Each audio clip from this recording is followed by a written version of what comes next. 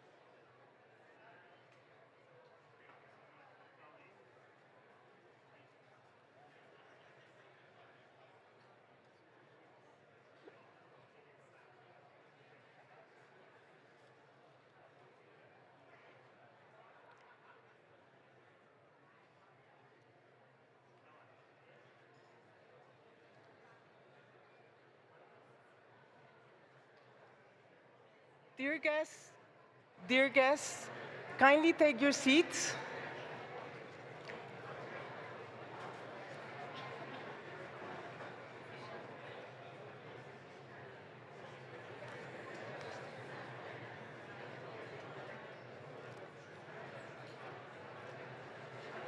Excellencies, ladies and gentlemen, good afternoon.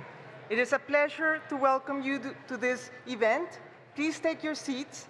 We're about to start. Before we actually commence the opening ceremony, please allow me to make some housekeeping announcements. First, we kindly invite all participants to turn off their mobile phones and to keep them in silent mode during the duration of the ceremony. The opening ceremony will be, the opening ceremony and the ministerial interactive discussions tomorrow will be streamed online via YouTube. So please be aware. In addition, many of you should have received already an invitation for dinner hosted by the Swiss government for all the ministers and deputy ministers. One of my colleagues will be going around your seats ensuring that you confirm. Thank you very much.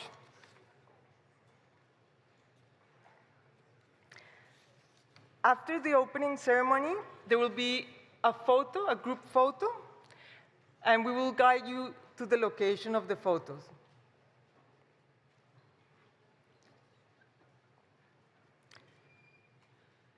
Excellencies, distinguished participants, ladies and gentlemen, it is my pleasure to welcome you to the opening ceremony of the high-level segment of the Basel, Rotterdam, and Stockholm Conventions. Before inviting our first speaker to take the floor, I would like to take the opportunity to reiterate our appreciation to our donors, Canada, China, Finland, Germany, Japan, Norway, Switzerland, and the Netherlands, whose generous support to our 2025 COPs has made this high-level segment possible. Now, without any further ado, I would like to invite Ms. Katrin Schneeberger, Director of the Federal Office for the Environment of Switzerland, to give her opening remarks. Ms. Schneeberger, please come to the podium here. Thank you very much.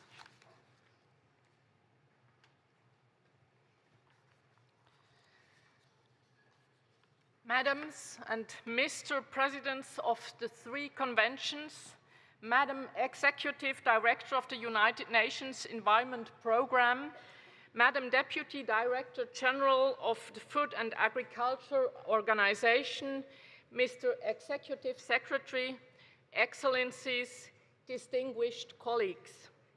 It is a great pleasure to welcome you to Geneva for the joint meeting of the Conference of the Parties to the Basel, Rotterdam and Stockholm Conventions. I extend a warm welcome to this city, which embodies dialogue, cooperation, and multilateral ambition. Geneva is a global hub for environmental governance, particularly in the field of chemicals and waste. Through the work conducted here within the BRS conventions, the Minamata Convention, the Global Framework on Chemicals at WHO and ILO, this city brings to light realities that too often remain hidden in the shadows. The theme that brings us together this year, Make the Invisible Visible, is both powerful and highly relevant. It reminds us that chemicals, though often invisible to the naked eye, have a profound impact on our societies, delivering undeniable benefits, but also posing risks to human health and to the environment.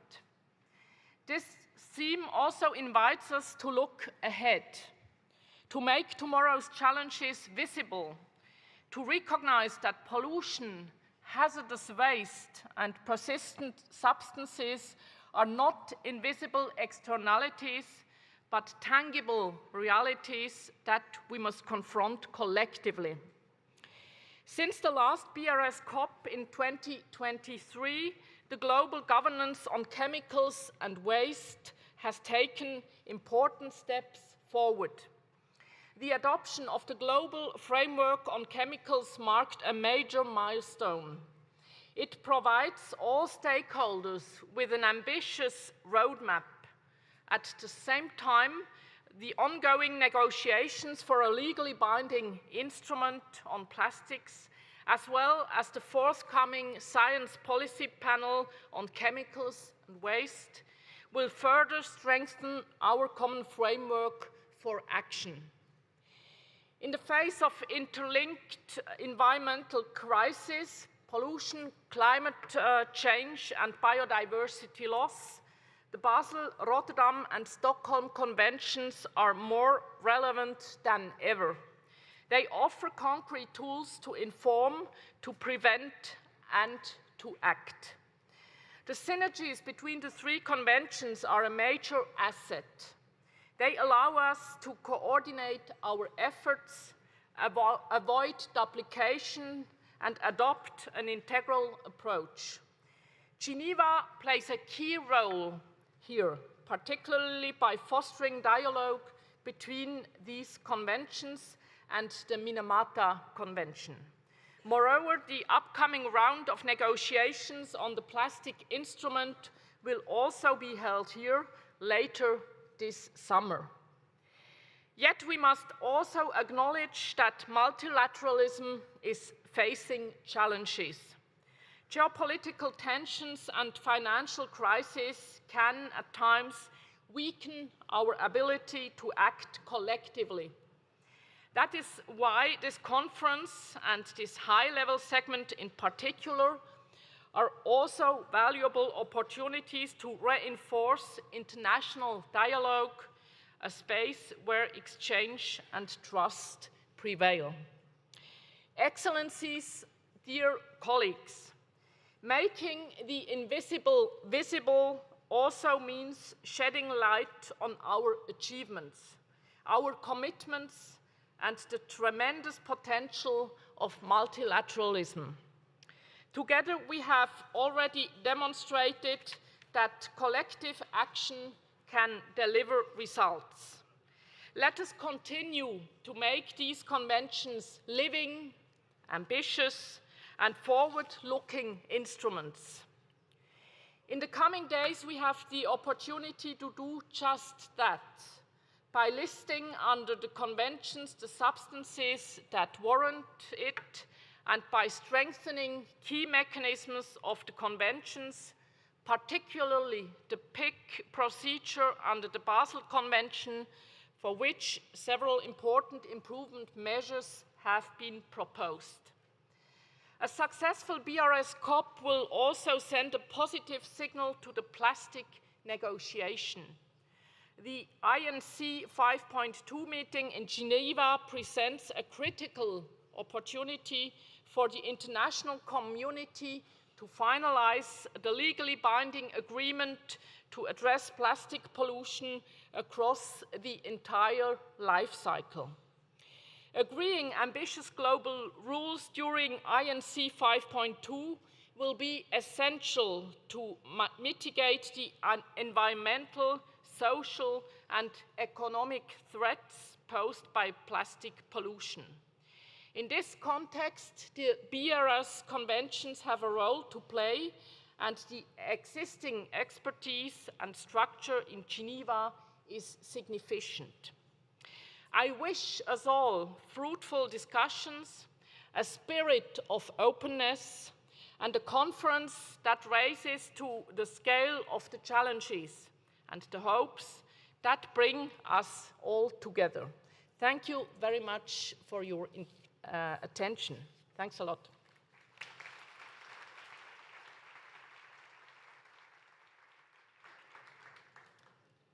Thank you very much, Your Excellency.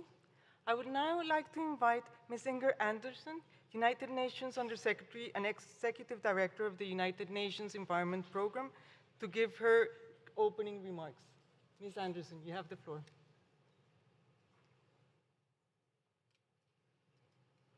Good afternoon. And to the three presidents of the Basel, the Rotterdam, and the Stockholm Conventions, my greetings and my thanks.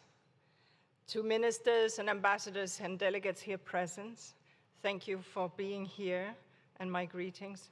And to my dear colleagues on this panel, some of whom I've had the pleasure of journeying with for years, and others shorter time, to Jürgen Vogele from the World Bank, to Beth Bechtel, and of course, my dear colleague Rolf Payet, thank you. Excellencies, ladies and gentlemen, when waste is not managed in an environmentally safe manner, people and the planet pay the price. And while chemicals play an important role in our societies, when improperly managed, they drive what we refer to as a triple planetary crisis: the crisis of climate change, the crisis of nature loss, biodiversity loss, land loss, and the crisis of pollution and waste. So sustainable solutions to this crisis arise from multilateral environmental agreements, such as the Basel, the Rotterdam, and the Stockholm agreements, which protect human health and protect the environment from the risk of exposure and from the hazardous chemicals and waste. We at UNEP are proud to host the Basel, Rotterdam, and Stockholm conventions, and indeed we are proud to host a total of 17 conventions that member states have entrusted to UNEP. The BRS conventions play a critical role across the spectrum of conventions that we host, from the framework, from the Kunming-Montreal Global Biodiversity Framework, or indeed to some of the frameworks why they may not be legally binding, such as the framework on chemicals and waste. And they are linked, as we just heard from our dear host, Catherine Schneeberger, State Secretary, they are linked to the undergoing negotiations on plastic. And so today you will be considering ways to expand and ways to strengthen solutions through the BRS conventions in the areas of pollution control, in the areas of circulation, and yes, in the area of financing. Before you begin your discussions, please allow me some reflections and some questions that I hope that you will reflect on in these areas. First, on strengthening the action to prevent pollution and chemical exposure. Now, we have to understand that pollution hazards and exposure presence are risks.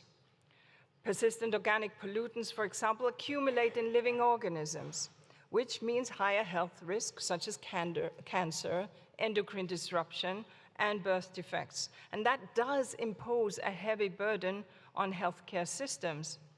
And of course, a very heavy toll on the families and the communities impacted. The Stockholm Convention is phasing out POPs, and it now covers 34, but the impact of pollution and exposure cannot be solved fast enough through a chemical-by-chemical approach. And so, as you look at the span and the effort of the Stockholm Convention, let us also be sure that we look at opportunities to look at safety across the entire chemical sector. And that is, of course, where the global framework on chemicals comes in. And also, as we look a little bit into the future, let us not forget that green chemicals now exist, but they're still very much a niche market. So we must explore, and I urge you to do so, how we build on this new sector and how we can leapfrog to this broader set of safety of the new chemicals that we can develop. So the question here then for us is, how can the BRS conventions help to ensure that the environment and human safety across the entire sectors is in place? And how can governments create policy incentives to promote innovation from industry to scale green and safe chemicals? These are questions for us to consider today. My second point deals with circularity. The Basel Convention is ensuring proper transboundary movement where facilities exist to process waste. The Rotterdam Convention is ensuring prior informed consent. But we can't expect these two conventions to do it all for us. Each year, 2 billion tons of municipal solid waste are generated. Plastic waste, e-waste are rising. Recycling rates are low across the board. So we have to avoid producing waste in the first place through smart upstream extended producer responsibility, to name just one entry point. We've seen progress in waste as a resource being seen in a number of national jurisdictions, and efforts to grow circular economies are really popping up everywhere. There are many new jobs coming online from innovations in product safety and in products designed for durability, for reuse, and for easier recyclability. So my question to you is, how can governments further incentivize circular markets? And my third and final point deals with creating the right fiscal environment for reducing pollution and waste, and for increasing sound management of chemicals. And here I want to give a big shout out to the Global Environment Facility, which has been absolutely critical in supporting the BRS Convention, particularly, of course, the Stockholm Convention. The next GF replenishment is key. Moving to chemical safety across the entire sector will require the GEF9 strategy to evolve, guided by governments, and will require significant replenishment. Smaller funds may be needed to prioritize to avoid, smaller funds need to be prioritized such that we do not have them fragmenting what goes into the GEF. So let us be sure then that the GEF in its replenishment is strong. Beyond this, of course, governments need to create the right fiscal policy environment and unlock innovative financing. And here, as we see in many countries, EPR, extended producer responsibility, can make companies responsible for financing waste management and circular economy approaches. We see in UNEP over 60 countries today that have EPR in place. Allocations from public budgets can also leverage private sector financing as a fiscal policy. So my question on the financing issue is to governments: how can you leverage finance from other sectors, such as, for example, insurance companies, banks of all stripes, export credit agencies, securities and exchange commissions? Friends, excellencies, strong efforts in these areas moving to sectoral chemical safety unlocking new circular economy market opportunities, and unleashing the power of fiscal policy and public funds can make a massive difference. To support the work on the BRS conventions, to back other global goals that are linked to the chemical and waste and pollution management, and to the health and the wealth of every nation and every person on the planet. As I close out, I would like to extend my deep, deep appreciation to the government of Switzerland. They are the host to 5 of the UNEP conventions: the Basel, the Rotterdam, the Stockholm, the CITES, and the CMS, and the Minamata Convention. And they are a place of environmental activism. They've also generously reached out for us to be able to host the last round of INC 5.2 here in beautiful Geneva. We know that when we are here, we have the wind in our backs, we have the support of the host, and we look forward to a successful BRS and a successful INC 5.2. Thank you.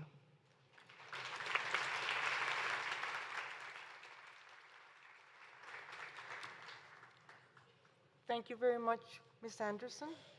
Now, I have the pleasure to invite to the podium Ms. Beth Bechtel, Deputy Director General of the Food and Agriculture Organization of the United Nations, to provide her opening remarks. Ms. Bechtel, you have the floor. Excellencies, presidents of the conventions, ministers, distinguished delegates, ladies and gentlemen, with all protocols observed, it is my dear honor to join you today on behalf of the Food and Agriculture Organization of the United Nations at such an important convening. I would also like to extend a very special thank you to Inger, to Rolf, and UNEP colleagues for their leadership with these conventions and for being such an important partner to FAO in the leadership and Secretariat convenings of the Rotterdam Convention. The Basel, Rotterdam, and Stockholm conventions represent a global commitment to safeguarding human health and the environment from hazardous chemicals and waste. And today, these conventions are more critical than ever as we face the interconnected crises that we know all too well. Climate change challenges, pollution, biodiversity loss, and equally important, food insecurity. Today, 1 in every 11 persons on this planet faces hunger. That's 1 in 5 when we look at the African continent. And yet at the same time, over 1/3 of the world's population cannot afford a healthy diet. Our SDG goals and indicators are off track. Our statistics are going in the wrong direction. And sadly, we open too many meetings with these discouraging and negative data points and statistics. We cannot afford to become complacent or comfortable with these metrics.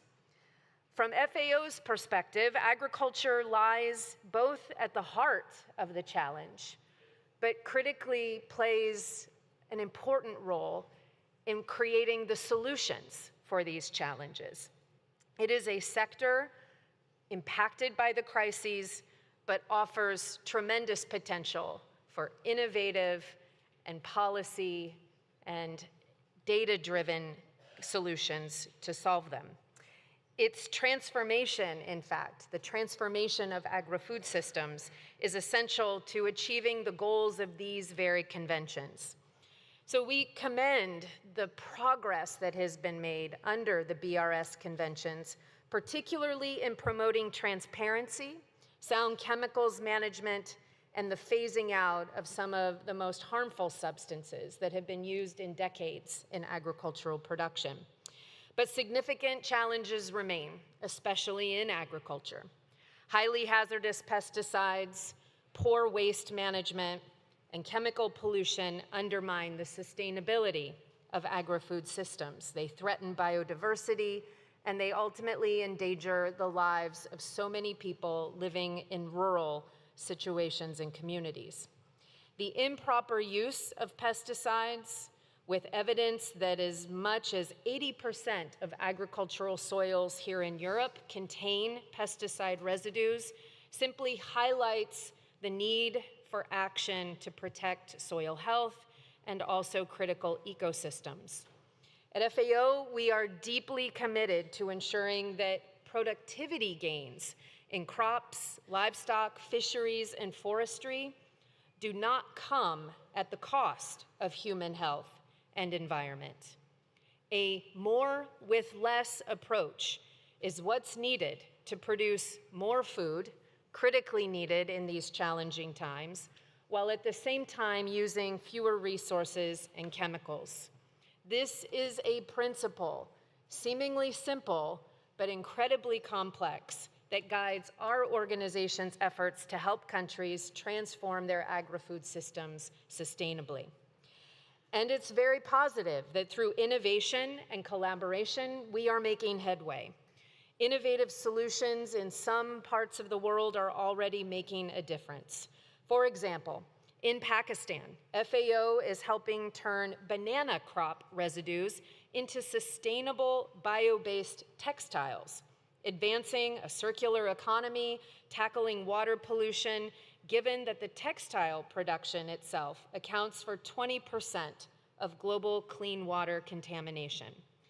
The principles of a sustainable bioeconomy, prevention and substitution, circularity and resource efficiency, and collaboration across value chains all align closely with the BRS conventions and can be powerful drivers of implementation. However, achieving lasting change requires integrated, cross-sectoral solutions and strong collaboration among all of us in this room, among UN entities and partners, policymakers, scientists, civil society, academia, and the private sector. And please, please, please, please, do not forget the fact that farmers as well need to be at the table as we talk about these very important transformational topics. I want to highlight here again the very successful partnership that exists between FAO and UNEP in particular, especially our over 20 years of cooperation under the Rotterdam Convention. And I do think it is a model of how shared commitments can deliver very meaningful results. So as we look ahead, I challenge all of us to surface and scale up these innovative solutions to make, as we know from this convention's theme, invisible solutions visible. We must also secure the human and financial resources needed and embrace innovative financing models that I'm sure we will hear more about from my distinguished colleagues on the panel that can unlock action where it is needed most. All eyes are on us today. And as Catherine and Inger have both referenced, some of those eyes are coming with trust, and others are coming with skepticism and doubt. The world is watching, and expectations are incredibly high. It is our collective responsibility to drive momentum, deliver results, and address this triple planetary crisis while also advancing the Sustainable Development Goals. There is more work for all of you in this room to do over the next several days, but it is already clear from the last few days that there is momentum, there is incredibly strong engagement among you and your delegations, and most importantly, there is an opportunity to be seized here, now, today. On behalf of all of us at FAO, let me simply close by reaffirming our shared commitment to work closely with each and every one of you for healthier ecosystems, for improved food security, and better lives for all. Thank you very much.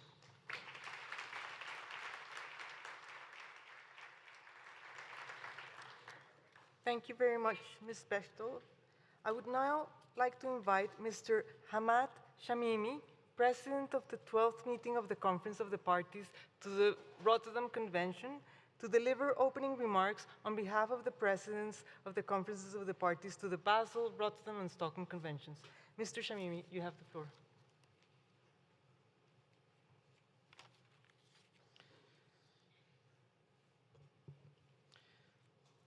honorable ministers, excellencies, distinguished delegates, ladies and gentlemen.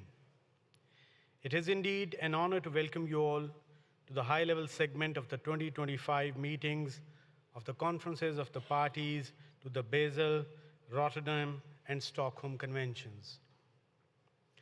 I have the privilege of addressing you today on behalf of the three presidents of the conferences of the parties, and I thank you for your leadership and commitment at this critical juncture for our planet and our shared future.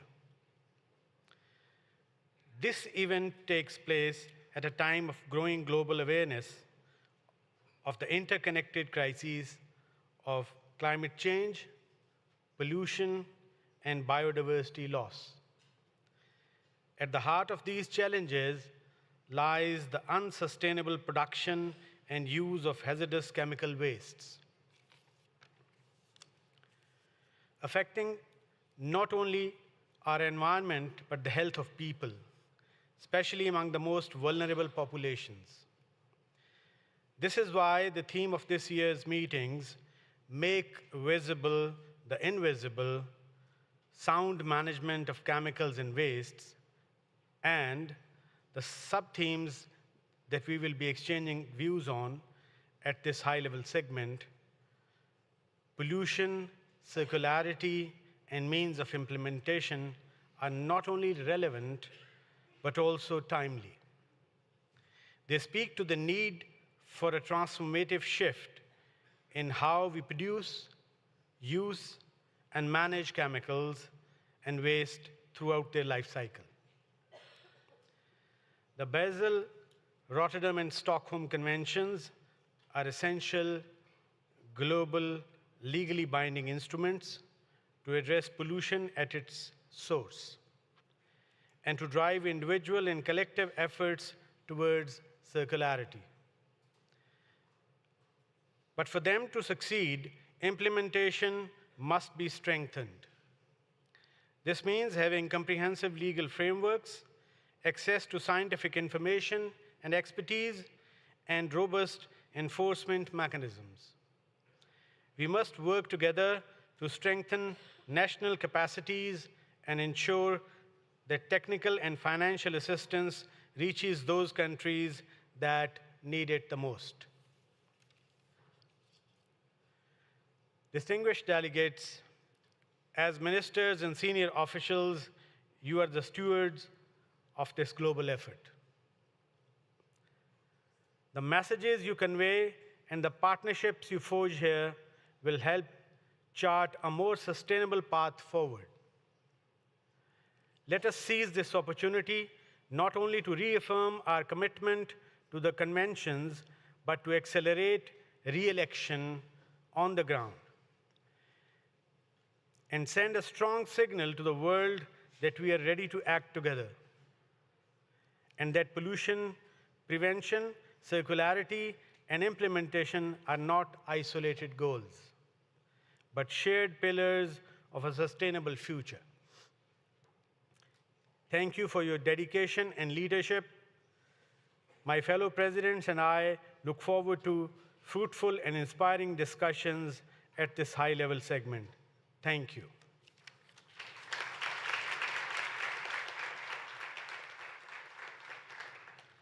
Thank you very much, Mr. Shamimi. I now have the pleasure to invite you to watch a very short curtain raiser video, which we hope will inspire your discussions over the next few days.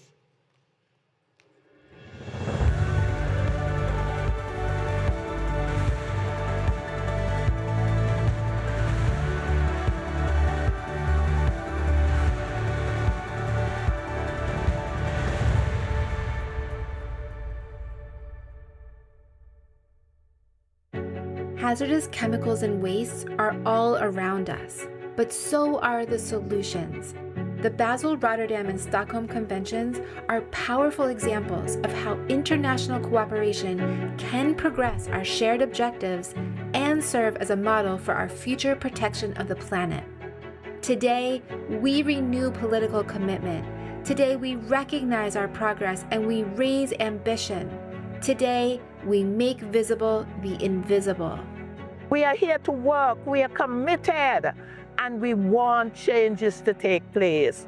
We want to reach these targets, the biodiversity targets, the climate targets, all the targets set by the BRS. Who is gonna bring them to fruition?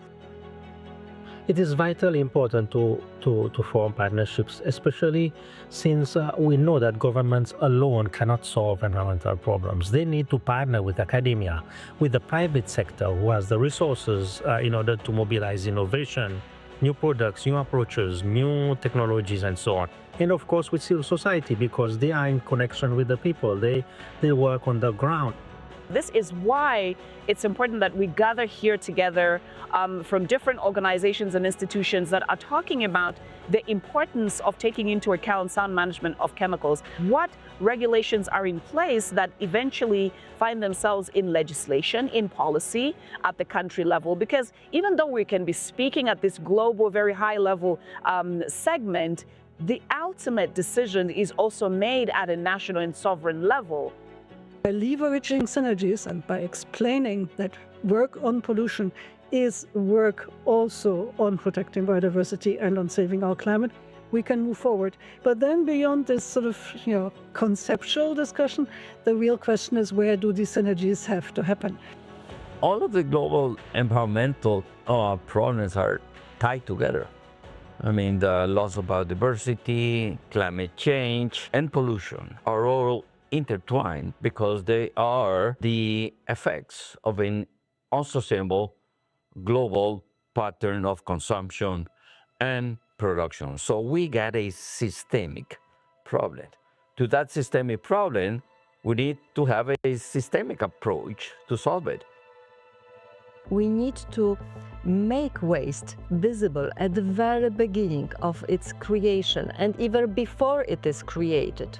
Our efforts should be directed toward prevention, at making the waste process transparent, and require producers and to take responsibility for waste until it's neutralized.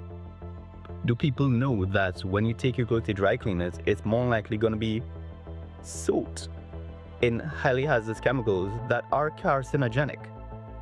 Do our agricultural specialists, market vendors understand that using certain pesticides can cause various cancers?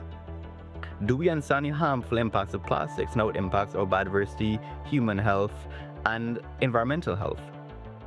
We need to make sure that things that are seemingly invisible because we cannot see these chemicals, we know that they will manifest very visibly and we can see what their impacts are like. So we need to have a conversation about making visible the invisible.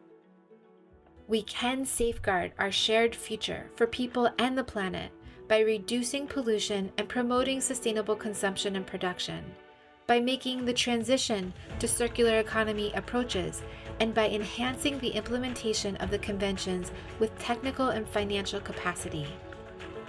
Here at the local level, where we are integrating, we have multifocal projects. That's what the Jeff has recommended. So money going to climate has impacts on biodiversity, chemicals, and waste. The Basel, Rotterdam, and Stockholm Conventions are more than legal agreements. They show what we can accomplish when we work together. Let's reaffirm our commitment today, not just in words, but in action. I think if we get it right, we can change the trajectory of environmental and human health for generations to come. If we get this right, we will ensure a legacy of successful implementation of chemicals management globally. A person only lasts one lifetime, but their history is remembered forever. Please, I urge you, get this right.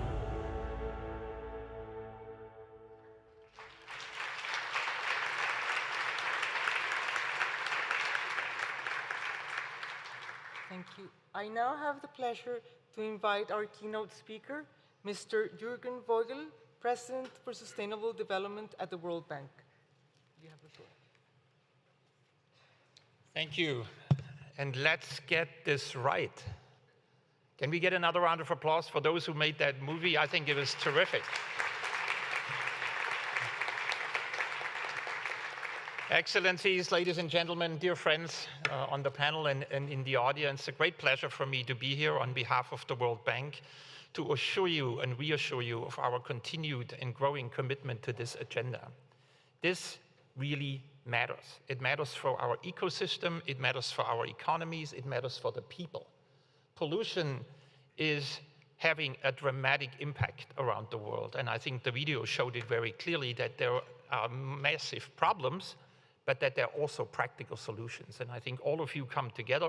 I understand, I've been told, in a record numbers, both in terms of high-level attendance at the ministerial level, but also in total numbers. I think more than 2,300 people, if I understand correctly, have signed up to be here.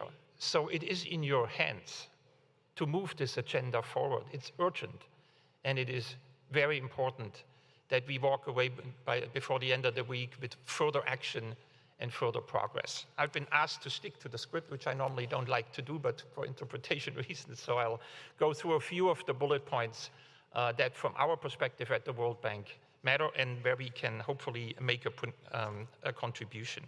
Despite many of these international agreements that address pollution, it does not get the attention that it deserves, particularly not when it comes to development finance and development funding. That's a huge problem. Of over $700 billion spent on health, for instance, in low and middle income countries over the last 20 years, only 1.5% went for fighting non-communicable diseases, including diseases that are related to pollution. And development assistance to fight chemical exposure is absolutely minimal, even though we know and we have a growing body of evidence that the returns are very, very high. But we're not investing in it, and we're not investing enough in it. The situation is unfortunately also similar with air pollution. The Clean Air Fund estimates that less than 1% of government development assistance goes into controlling air pollution, and yet we know that there are cost-effective solutions that can make a real difference. Our new World Bank research shows that we can reduce the number of people exposed to PM 2.5 concentrations above 25 micrograms per cubic meter globally by half by 2040, and that it is actually affordable to do this. An integrated approach combining conventional air quality management with energy and climate policies could reduce ambient air pollution-related mortality by 35% from currently around 6.2 million yearly deaths to, in 2040, to about 4.1 million deaths. I mean, this is a very significant potential progress that we can make, and it is doable, it is affordable, but we must act on it. Now, on the World Bank side, we take a comprehensive approach that includes reducing pollution, implementing proper waste management, improving water and air quality, and promoting clean development. One of the focal areas has been the management of the POPs, the persistent organic pollutants, and in combination, in partnership with the Global Environment Facility, we have mobilized significant resources to eliminate these dangerous substances in many countries. In Egypt, for instance, we financed a project that eliminated about 500 tons of PCB oil and over 1,500 tons of other POPs. As a result of capacity building carried out in this project, Egypt then went on to decontaminate 1,000 tons of PCB oil without international assistance, reducing the health risk to more than 32 million people. Motivated by this example, the government of Iraq has partnered with us to develop a similar project to decontaminate about 3,000 tons of PCB containing equipment and wastes. But a lot of PCB still remains at large globally. We now have an opportunity and an obligation to demonstrate that environmental commitments here to eliminate PCB by 2028 are meaningful and achievable, including in developing countries. We are therefore again partnering with the GEF, the BRS Secretariat, the other GEF implementing agencies to develop a global elimination program for PCB, which we will launch here with a side event tomorrow, I think it's tomorrow evening. The first phase will be implemented by the African Development Bank, by UNEP, Inger's team, by UNDP, and the World Bank in 6 African countries, and aims to eliminate over 8,000 tons of PCB oil, supported by $44 million in the GEF, grant funding plus co-financing. This is designed to scale up, and more countries are wanting to join. I think one of the things we all really need to focus on, there are very good examples out there of what to do and how to do it, but we are not deliberate enough in scaling those good examples in other places. So we need to do everything we can to learn the lessons quickly, understand the financing models, improve them, and then roll them out on a larger scale. We certainly committed on our side to do this. The cost of PCB treatment is high, we know. However, on public sector money will not be enough. Integrating PCB treatment with energy sector investments operations can help blend and leverage different sources of financing, including, of course, the JEF grant, public concessional commercial loans, private sector resources, and of course, also guarantees. At the World Bank Group, we are really working very hard to expand opportunities to guarantee, to bring private sector in and to have creative funding mechanisms that allow these things that often don't end up in a package and therefore often remain small, to get them to a scale where it really makes an impact. The PCB program also offers an opportunity to demonstrate what can be achieved if we work together and integrate environmental concerns with investments in energy and infrastructure. It's clear that cleaning up environmental pollution will and also must improve people's health, living conditions, and economic prospects. This requires the leadership of public institutions, but it does also require mobilization of the private sector resources. And cleaning up, I think the video made it very clear, once again, cleaning up is not enough. We need to get ahead of the game with pollution. We need to deal with emerging threats before they become global problems. Plastic featured prominently. I know Inger's perennial quest to really move that agenda forward. Plastic was invented in 1907, and today it's everywhere, in our bodies, everywhere. We want to have the functional and economic benefits of this innovative chemistry, but we can't forget the sustainability and long-term effect of these chemicals when they become economic success stories. We in the future got to get this right, because innovation is everywhere. There will continue to be new things coming on the market, and we cannot wait until they become a problem to begin to understand what it takes to contain their negative effects. In this context, the new global framework on chemicals is a remarkable achievement. The framework brings governments, industry, civil society, and other stakeholders together to make supply chains safer and improve the capacity in all countries for the sound management of these chemicals. At the World Bank, we are already working to support this framework, both by helping our client countries assess and improve their capability, their capacity for chemicals management, and by working with partners in the Inter-Organization Program for the Sound Management of Chemicals, the IOMC. The aim is to work with all stakeholders to transform markets and value chains, sending signals and creating incentives that can make chemicals less polluting. But also, all of us still have more work to do. We need to build capacity. Every country, many countries, are struggling with capacity so that they have the data and understand the chemicals they use and their impacts. Countries need to measure and monitor chemicals, enforce compliance, and manage the chemical pollution. We need to make sure that policies and regulations, including environmental and safety standards, encourage the right behaviors. And it is particularly urgent to end subsidies on pollution.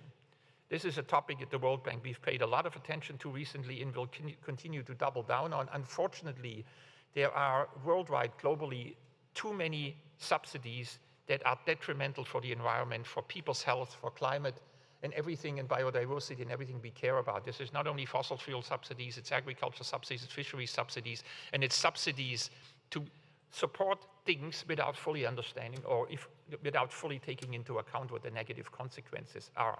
Repurposing some of these subsidies towards goals that all of you are discussing, not necessarily eliminating them, repurposing to get a better outcome is one of the big challenges in the policy agenda going forward.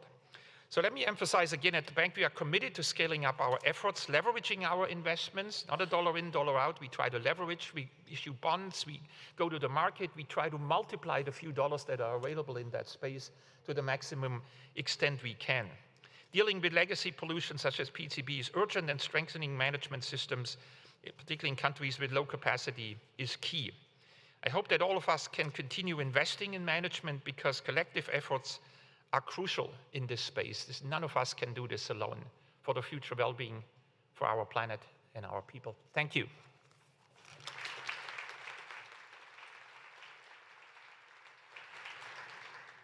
Thank you very much, Mr. Vogel.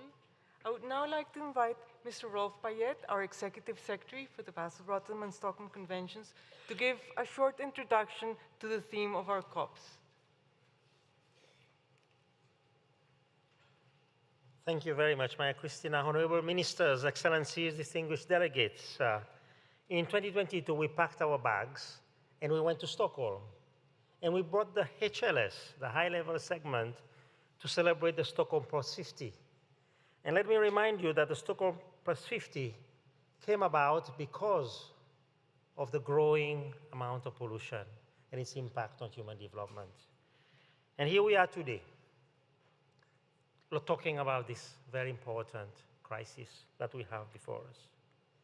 As I mentioned in my opening remarks in 2025 meetings of the BRS COPs, the Basel, Rotterdam, and Stockholm Conventions have had many achievements to celebrate. The world is certainly more protected from hazardous chemicals and waste than 50 years ago, when these conventions had not yet been adopted. But challenges, as we've seen, remain. And that's why our work today is even more important, is even more pertinent, and even more urgent. Still, pollution from hazardous chemicals and waste not only remains an environmental crisis in its own right, it's also a key driver of degradation of biodiversity and the persistent change in our climate, what we call climate change. Persistent organic pollutants, or POPs, accumulate in the food chain and threaten both humans and ecosystems alike. And that will go on for generations, as many have sought to call them forever chemicals. In agriculture, the widespread use of chemical pesticides and plastics as well has led to dangerous contamination of our soils and waterways. Meanwhile, plastic and electronic waste continue to grow at alarming rates. Yet, still a small proportion of that is properly recycled, fueling further environmental degradation. The ocean patch continues to grow, and today we've heard about the presence of microplastics in our bloodstream and in our brains. Poorly managed waste also releases greenhouse gases, impacting and contributing to climate change. Climate change itself then intensifies the spread and impact of hazardous substances. We are caught, ladies and gentlemen, in an endless, vicious circle of pollution. And we need to break this circle, and we need to break it today. In a nutshell, we cannot address biodiversity loss or climate change unless we start tackling pollution at home, at the national level, at the regional level, and at the global level. Protecting our planet requires urgent and coordinated action to reduce hazardous chemicals and promote sound waste management at all levels.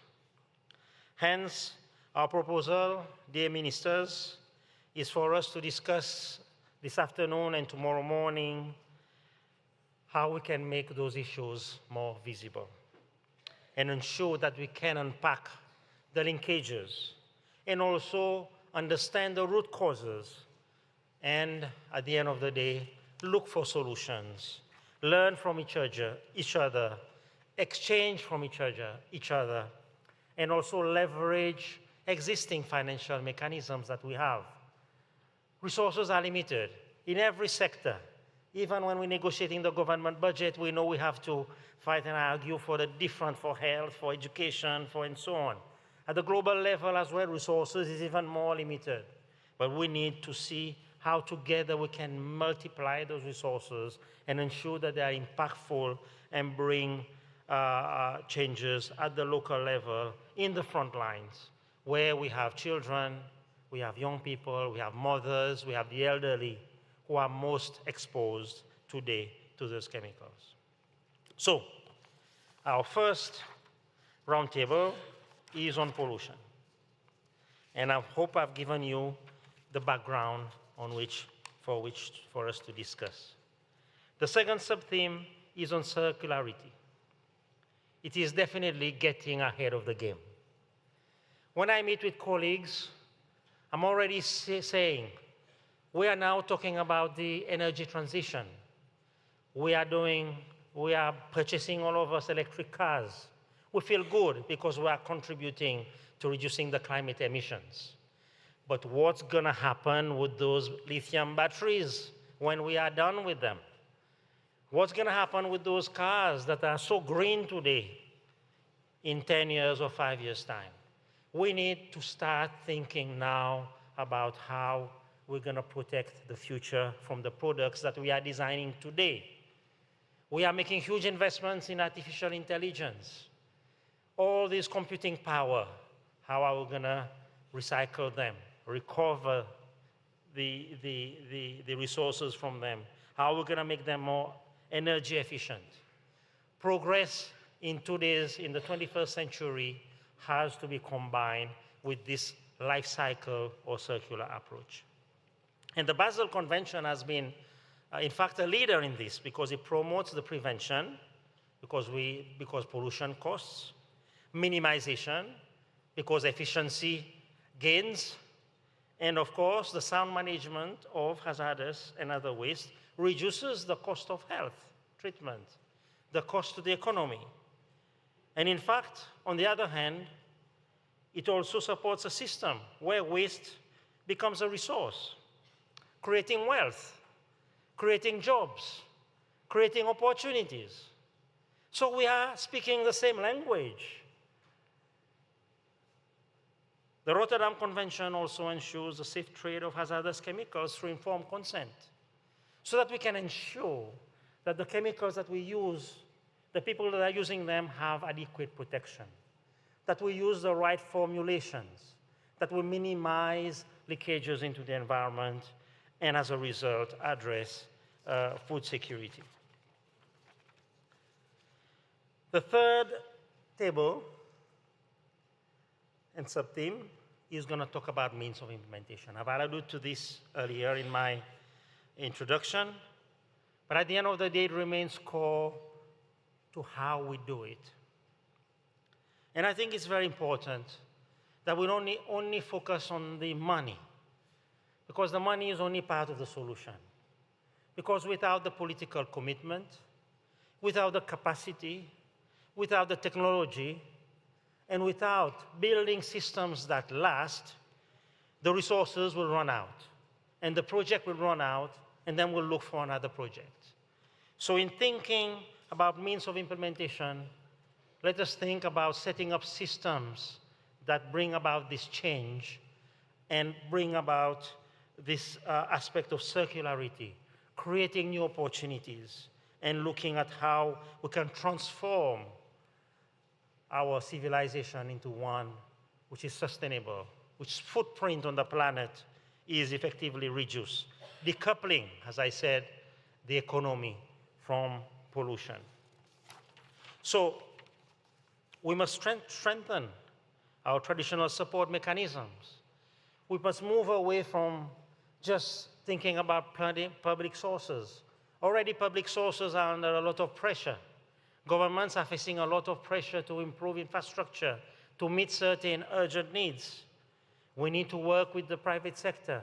We need to work with them to see how we can mobilize resources. We need to be able to blend, we call it blend, private and public resources.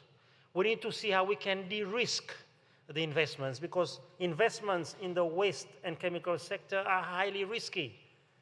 I'm talking to chemists and colleagues here who works in toxics.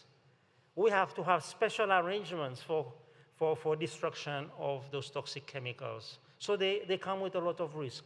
So we need to find ways to de-risk. Investment in bonds, the creation of blue bonds, green bonds.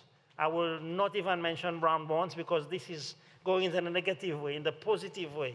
Development bonds that actually create the investment platform for us to produce. And as mentioned before, buying extended producer responsibility and offering opportunities for exchange and for us to innovate and to move forward. So by aligning financial flows with sustainability objectives, we can, and we have shown in the past, unlock the funding necessary for us to address this triple planetary crisis of pollution. We can do it. So I look forward to listening to you over the next afternoon and tomorrow morning. And I'm inviting all the ministers to be as vocal as possible, and to engage in the roundtables. And after you've completed your discussions, I have the enormous task, together with my team, to summarize all this into something that can guide our work here at the conventions, but also help support the other UN organizations that are here with us and other international organizations that are here with us in prioritizing and working with us in addressing this triple planetary crisis. So with those few words, I welcome you to a photo session and then moving into the building next door where we have set up the tables ready for our roundtable discussions. Thank you so much.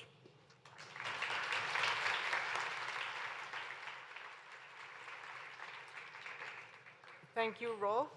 And with this, we're now coming to the end of our opening ceremony today. Allow me to say a few housekeeping announcements that you will need to follow. First of all, I would like to invite all of our guests, ministers, deputy ministers, and their equivalents, to proceed to join us outside, as Mr. Payet mentioned, for a group photo, a family photo. For that, you would need to leave this venue using the left-hand side doors. So those here in the podium, you have to go out on the right. But for you, those sitting at your seats, please leave by the left side. Follow the red carpet all the way out until you come out of the building. And out there, you'll find my colleagues who will guide you to the location where the photo is going to be taken. I would like to also let you know that following the ministerial photo, you're all kindly requested to follow the Secretariat staff across the street to the Varembe Center, where the roundtable sessions will be taking place. You are all reminded that there will be no interpretation during the roundtable sessions, and that upon arrival to the venue across the street, you will be provided with information as to where you can find your table. You should have already received by now information for the seating arrangements for the roundtables. Also, coffee and tea will be available across the street. With this, I thank you all for your attention, and I encourage you to please leave the room using the door by the left-hand side. Thank you very much. There will be a plenary session that will be continuing in this room. So for ministers and deputy ministers, if you can leave now, thank you very much.